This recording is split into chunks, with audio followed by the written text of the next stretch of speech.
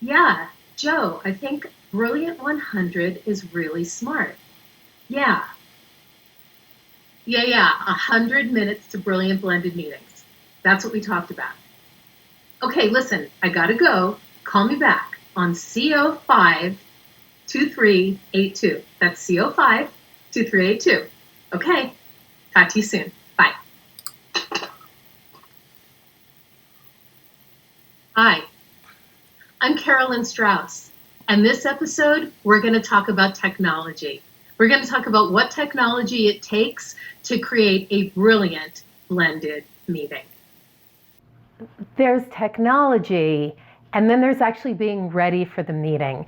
And that really is meeting etiquette. Now, meeting etiquette, when you come into a room and there are a lot of people there and everybody's in the room, everybody makes eye contact with each other and we smile and we either high five or we shake hands. Well, that isn't happening right now. What we're doing is maybe we're elbow bumping and we're saying hello, but we also have to greet the people that are on the other side of the camera. So what we're going to look at now is which technology, Joe's going to take a look at which technology is best for you that we suggest that you use, and how to get your setup ready and your studio ready and your lights ready and the space ready to have a blended meeting. And then I'm going to come back and talk to you about how to handle a meeting in a way that everybody feels good about being there and people feel valued and they feel like you cared enough to plan.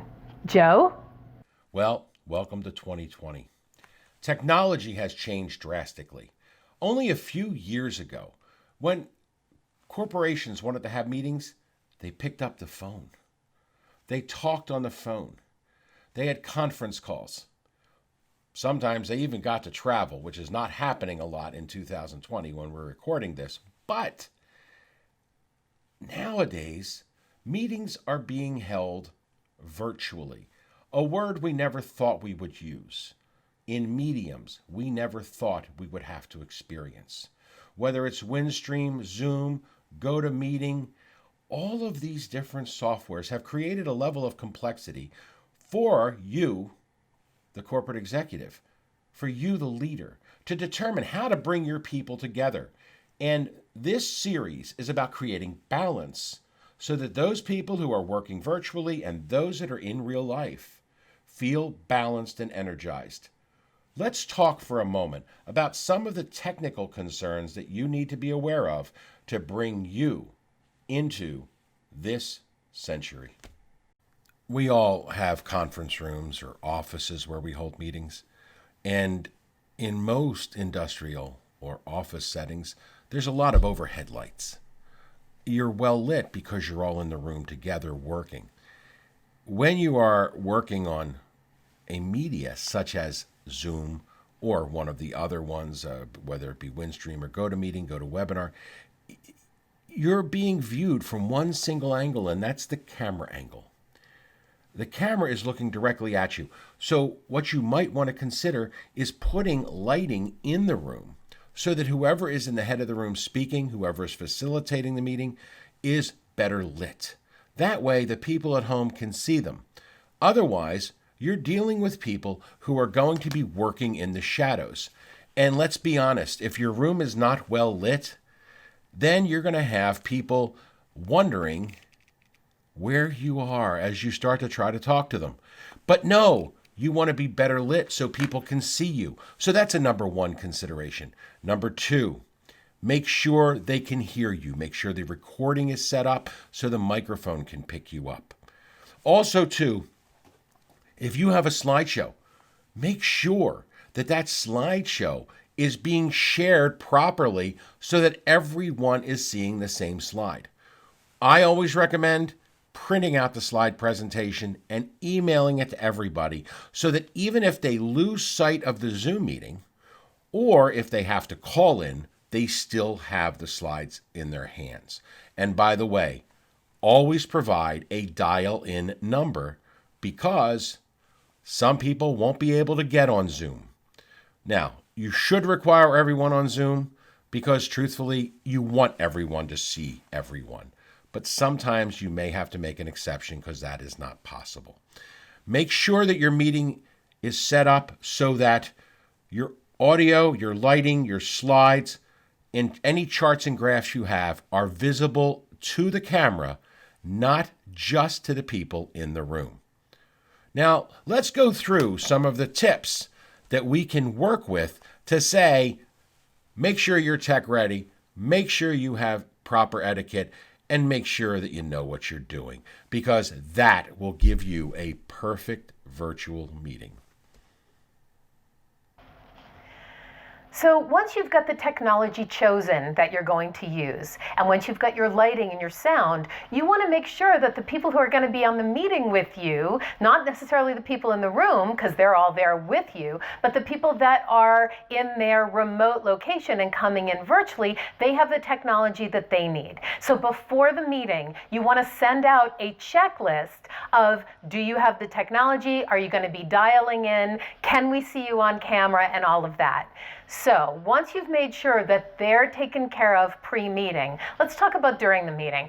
Let's get through some really obvious stuff first. First, don't wear your pajamas. If everybody's virtual and you're working from home, please put on clothes, because again, that talks about how you are prepared and respecting the people that are coming to your meeting. Next, you do not want to eat during your meeting unless it's a 4-hour meeting, and then schedule breaks. That's the other thing. You don't want to keep people in a meeting too long. You want to let them know that there are going to be breaks during the meeting.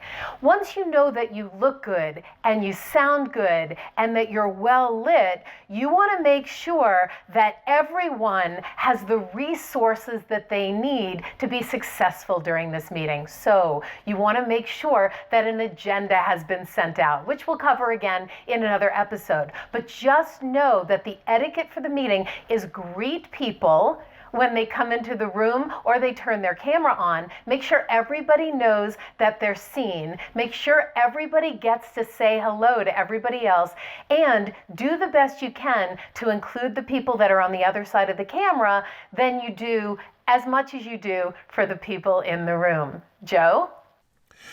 As you plan your meeting and you're worried about tech, consider something. Security is always important. So when you schedule a meeting, one of the things you want to look at is whether or not that software has the ability to create a password-protected private meeting. If they do, please use it.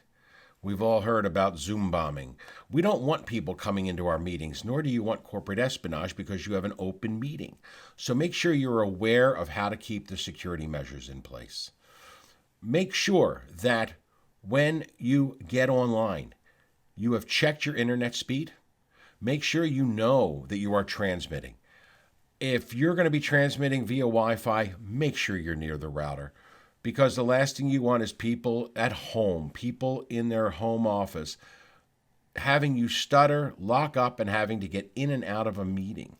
You want the meeting to run smooth, so make sure you do have a good connection. So use speed test, Ookla, whatever you want to do to make sure that you have a good connection.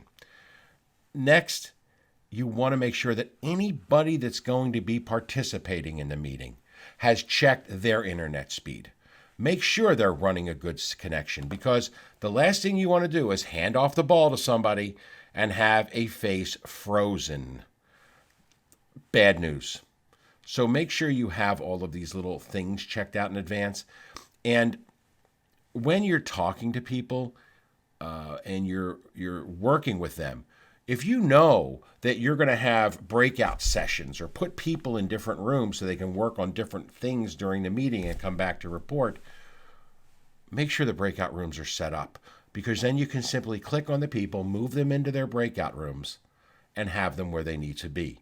And as I say, as you click on them, depending on your situation, depending on the size of your company, you might want to have somebody tech ready sitting next to you to make sure all of this is happening. So make sure you are ready from these different standpoints so that you've considered the concerns and you can run a smoother meeting. Carolyn? Thanks, Joe. A couple more things about etiquette. First, make sure that you are fully present. We're going to talk in the next episode about mindset, but you want to make sure that you are fully present when you're in this meeting. Also, make sure that you know that this meeting is being recorded, and you may want to get somebody in the room, somebody who's great at this, to take notes on what's being said both virtually and in person so that everybody is on the same page. You're going to use these notes to gain commitment, which we'll talk about in a later episode. But again, the etiquette is just set people up to know what's expected of them. And you, as the leader of this blended meeting, are the one who's setting the mood and the context. Understand that that's your job. And I want you to have fun with this. And by the way, the more fun you have, the more fun the people in the room and virtually are going to have. And also, people want to know people who are on TV. This is actually a great way to get known within your company. So feel free to set up these meetings in the rest of your organization just for people to get to know you and everybody else who's participating. So meetings aren't that different than they used to be. It's all about connection, all about engagement, and all about hearing what the other people in the room and on technology have to say. So use the technology that's available now and be kind and courteous. And you know how you're going to end the meeting. You'd never end a phone call by doing this. You'd never do that. So you want to make sure that when you end your meeting, you thank everybody for coming and let them know what the next steps are and how to follow up. We wish you well, and in the next episode, we're going to talk about how to have the perfect virtual mindset so that you can be in the room and on technology at the same time. Be well. Bye-bye.